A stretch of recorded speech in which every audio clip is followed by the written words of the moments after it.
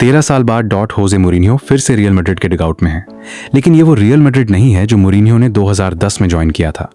आज टीम के पास एम्बप्पे, Vinicius junior, Bellingham, Valverde, अर्दा गुलर और एंड्रिक जैसे स्टार्स हैं। और इस समर मूरिन्हो के रियल मैड्रिड में कुछ इंपॉर्टेंट चेंजेस भी हुए हैं। नए प्लेयर्स आए, कुछ पुराने प्लेयर्स गए डॉट में, और प्रीसीजन के मैचेस ने यह बता दिया है कि मूरिन्हो एग्जैक्टली किस तरह की टीम बनाना चाहते हैं। लेकिन सबसे बड़ा सवाल, क्या रियल मैड्रिड मूरिन्हो के अंडर एक बैलेंस्ड और ट्रॉफी विनिंग टीम बन पाएगा? चैप्टर 1, मूरिन्हो की प्रीसीजन स्ट्रैटेजी। प्रीसीजन की शुरुआत मूरिन्हो के लिए इजी नहीं थी। वर्ल्ड कप की वजह से रियल मैड्रिड के कई सीनियर प्लेयर्स लेट ज्वाइन हुए, इसलिए मूरिन्हो ने यंगस्टर्स को अपॉर्चुनिटी दी। ला फैब्रिका के प्लेयर्स को फर्स्ट टीम के साथ ट्रेन कराया गया और फ्रेंडली मैचेस में भी चांसेस दिए गए। मूरिन्हो का फोकस सिर्फ रिजल्ट पर नहीं था, वो देख रहे थे कौन प्रेशर हैंडल कर सकता है, कौन टैक्टिकल इंस्ट्रक्शंस फॉलो करता है और कौन रियल मैड्रिड लेवल के लिए रेडी है। पहले टेस्ट में रियल मैड्रिड ने अल्कोरकॉन को 1-0 से हरा दिया। Score line simple THI.LEKIN। मूरिन्हो के लिए ये एक टेस्टिंग ग्राउंड था। चैप्टर 2, फ्योरेंटीना ने वीकनेस दिखा दी। फिर आया फ्योरेंटीना के अगेंस्ट बड़ा टेस्ट। रियल मैड्रिड ने एंड्रिक और एलेक्सिस सीरिया के गोल से 2-0 की लीड बनाई, लेकिन सेकेंड हाफ में फ्योरेंटीना ने कमबैक कर दिया।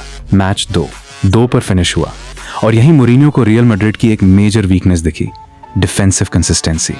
अटैक में रियल मैड्रिड के पास क्वालिटी की कोई कमी नहीं, लेकिन लीड लेने के बाद गेम को कंप्लीटली कंट्रोल करना अभी भी एक चैलेंज है।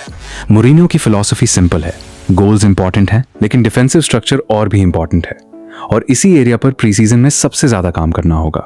चैप्टर 3, मिडफील्ड में नई पॉसिबिलिटीज। प्रीसीजन का एक बड़ा पॉजिटिव है अर्दा गुलर। मूरिन्हो उससे सिर्फ अटैकिंग मिडफील्डर की तरह नहीं देख रहे। गुलर को मिडफील्ड में डीपर पोजीशन पर भी टेस्ट किया जा रहा है। उसकी पैसिंग, विजन और बॉल कंट्रोल रियल मैड्रिड के पोजेशन गेम को एक डिफरेंट डायमेंशन दे सकते हैं। और उसके साथ है कामाविंगा। कामाविंगा को डीपर मिडफील्ड रोल में यूज करना मूरिन्हो के टैक्टिकल प्लान्स का इंपॉर्टेंट पार्ट हो सकता है, लेकिन यहाँ एक पजल भी है।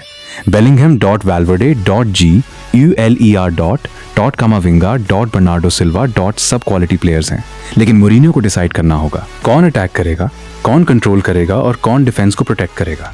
Chapter 4, summer signings. मूरिन्हो को क्या चाहिए? इस समर रियल मैड्रिड ने सिर्फ फेमस नेम्स नहीं लिए, टीम ने डिफरेंट प्रोफाइल्स ऐड किए हैं।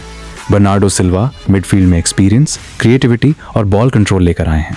इब्राहिमा कोनाटे डिफेंस में फिजिकलिटी और स्पीड ऐड करते हैं। मार्क क्यूकुरेला लेफ्ट साइड को कंपटीशन देते हैं।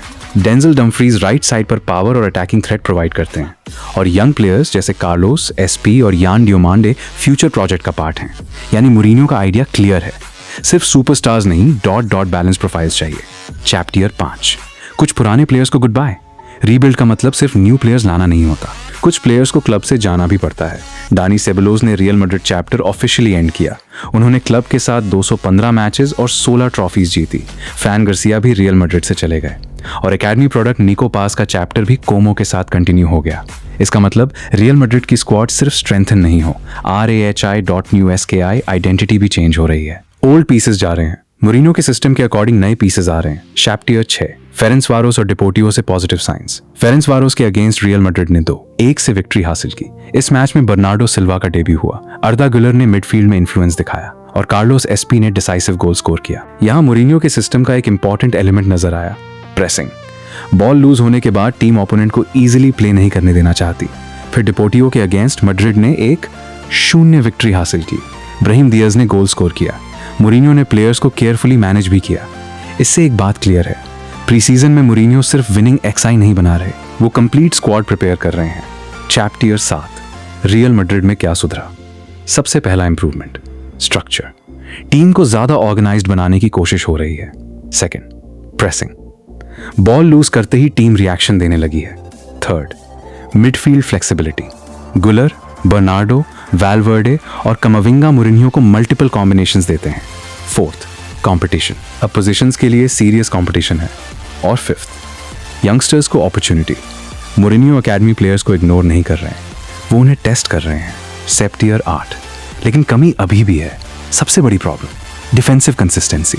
फ्योरेंटीना के अगेंस्ट 2-0 की लीड को मेंटेन नहीं कर पाना वार्निंग साइन था। Second problem, squad balance. इतने सारे टैलेंटेड मिडफील्डर्स और अटैकर्स को एक स्टार्टिंग एक्सआई में फिट करना इजी नहीं होगा। Third, late squad integration.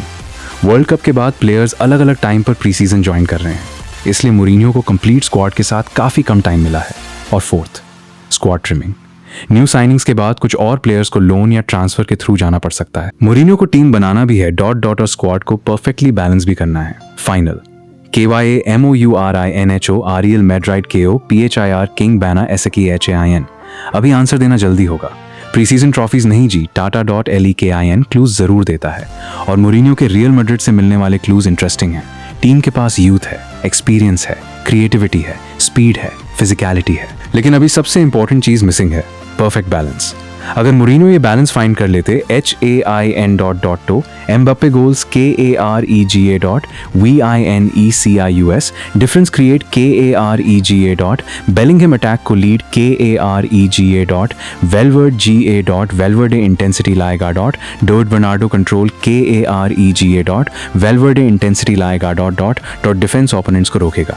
तब ये सिर्फ टैलेंटेड रियल मैड्रिड नहीं होगा, ये एक प्रॉपर मोरिनियो टीम होगी। और जब मोरिनियो की टीम अपनी आइडेंटिटी पकड़ लेती है, डॉट यूरोप के लिए प्रॉब्लम शुरू हो जाती है।